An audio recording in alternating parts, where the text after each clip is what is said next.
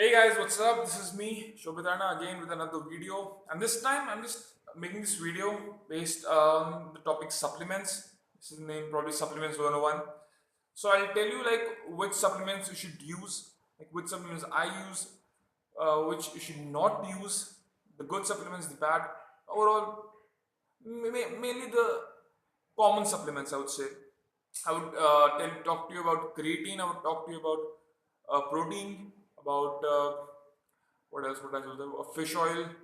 I'll talk to you about pre-workouts, and yeah, one more surprise, the most controversial supplement. I'll talk about it at the end. I wouldn't take its name right now. I will talk to you about it at the end. So yeah, first of all, I would like to start with creatine. Why creatine? Because it's my favorite supplement. I don't use that many supplements. I use two, to be honest: creatine and protein. And my protein is whey protein. Simple. It's from Ultimate Nutrition. I love that brand. I literally love it. My creatine is from Ultimate Nutrition 2. My whey protein is from Ultimate Nutrition 2 Pro Star. And yeah, it's original. I used to buy from a brand that was fake as fuck. But yeah, this brand is like from the day I've started using it, it just like my results are good. So yeah, coming to creatine, as if you want to make huge gains, you have to take creatine no matter what anyone talks, no one what anyone says.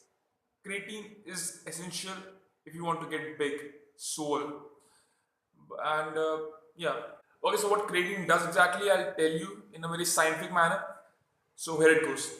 The cells intake energy from ATP molecules. That is the energy mechanism of the human body. Now, energy that we get from the food we eat or from supplements like protein, yeah. And the energy we get like from outer sources, it is in the form of glucose or sugar. Now, by what the mechanism by which it converts into ATP so that the cells can use it is as the sugar plus like the energy from these sugar and glucose molecules, these particles, plus free phosphates in the body, plus ADP, which is in plenty in the body. So ADP plus phosphate combined from ATP, diphosphates and a single phosphate combined, so that becomes triphosphate. But it requires a little bit of energy, which comes from glucose. Now, these ATP molecules then go to cells. So, what does creatine do exactly? As creatine, it combines yeah, those ATP when it goes to cells, it breaks down back again into ADP and phosphate, and energy is released, which is used by the like it can go to your heart, your liver, your lungs, like your muscles, anywhere in the body where it is required. So what creatine does exactly is that after ATP breaks down into ADP and phosphate, the creatine plus phosphate combines to form phosphocreatine. Now this phosphocreatine in turn reacts again with ADP. This forms ATP, which again breaks down, releasing more energy. Now this is kind of in layman's language, I would say this is recycling of energy. So yeah, pretty much if you like push 8 reps in your bench press on a certain 315 pounds or so, and so yeah, like you would increase it. Like maybe if I bench 100 for 5 reps, so after taking creatine, I can do maybe 8, and yeah, it like my results have shown that. Like before using creatine and after using creatine, I can like feel the difference. That is why if you would ask me, I would definitely suggest to you to take it if you want to, get big, soul. And the common misconception about creatine is that people usually associate creatine with getting uh, swollen, like water, like bulked up. But it's not exactly. People think that you hold water weight in your body, but it's not exactly that. It's just a placebo effect. Like I was thinking the same thing too a couple of months before. But even for this video, I researched a lot, and that's all bullshit. It doesn't make you swole. It doesn't hold water weight. What it does is that muscles do require water. like 70% of muscles are water. That's true. That's true. So yeah, water comes in between that. Now, what people talk about usually is that the thing water comes in between the subcutaneous layer and the skin, like between this between that is like the subcutaneous fat. That is where water comes. That's wrong. That's just bullshit. In fact, it's not so. That's not the case. So, if anyone is telling you not to take creatine, that's a bullshit supplement. That's wrong. Based if you take my recommendation, go for it. Okay, so the next supplement that I'm going to talk about is our protein powders. Well, not exactly a supplement as such. We like it is a supplement if we like name wise, but protein supplements.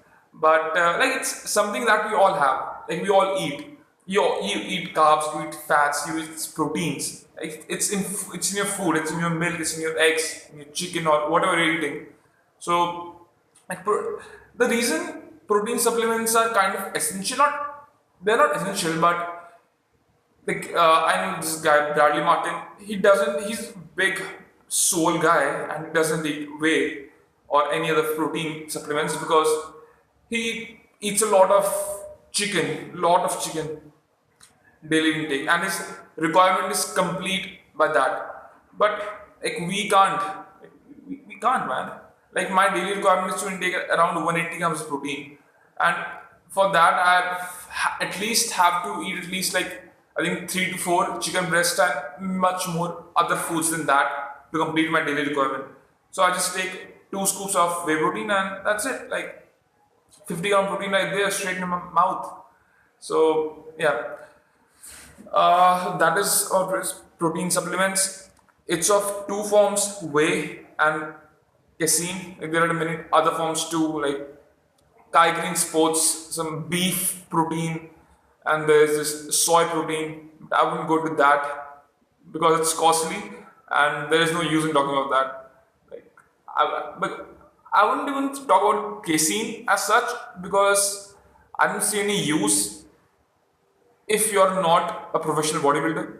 Then of course it's important, but important because it helps to prevent muscle loss. When you casein is a very slow dissolving protein, so bodybuilders usually eat it at night when they go to sleep, and so yeah, it's a very slow digesting.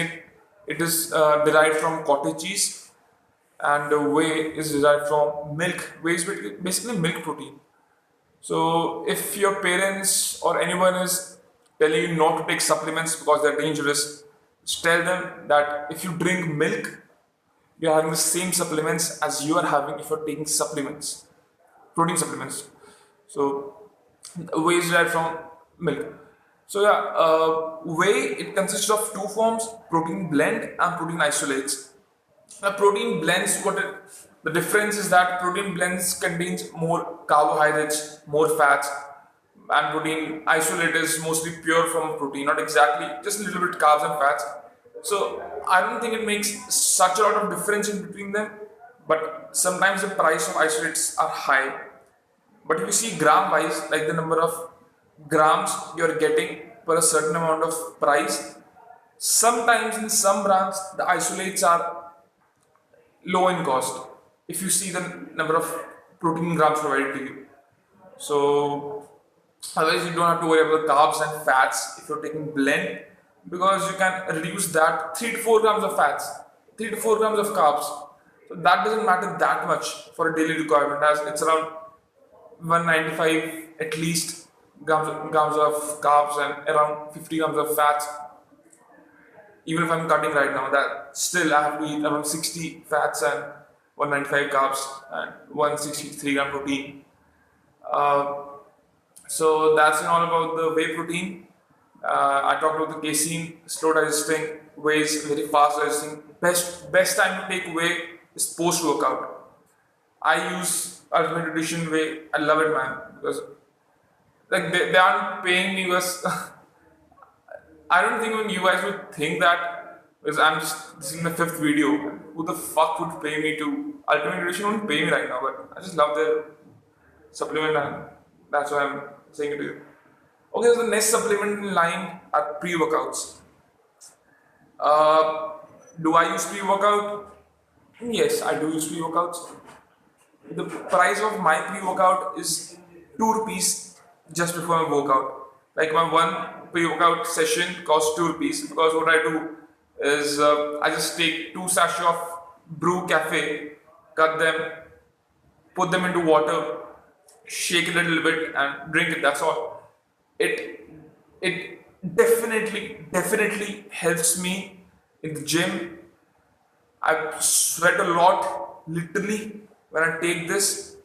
Otherwise, I used to like. There was a time in my life when I used to take this beta-alanine supplement, and it produced a very tingly effect on my body. And I wouldn't say it didn't help; it did, but I don't think there's.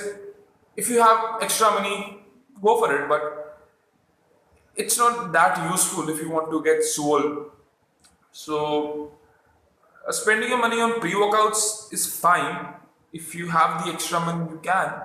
But I would say rather spend it more on food. If you have extra money, spend it on food. Pre-workout is not that essential. Protein supplements, creatine, it's fine. Pre-workouts, if you have, go for it. There is no disadvantage. But if you want to go to a cheap option, go for caffeine, man. Bring in some brew or some Nescafe sachet. I don't mind, whatever you want, and have it. You'll sweat. If you want to burn fat, one of the best ways to burn fat. Like I usually take caffeine for my cardio these days. I do fasted cardio. So in the morning, I'm having these caffeine, and then I go for my cardio fasted. So definitely it helps. It is helping me a lot. My current weight is 78 kgs, and my off season was my peak. This time was 86 kgs. So I've reduced around I guess 8 kgs right now. I'm looking. I wouldn't say I'm like I've reduced a lot of size, man. But yeah, to get shredded and stuff, you have to. You have to. But yeah, I'm getting these abs, getting shredded. With my competition. Anyways, I'll talk about that at a later stage. So I considered pre-workouts. Yup, done. Next supplement, fish oil. As fish oil is fine. It's a good supplement. I would say it's a good supplement. If you have the money, go for it.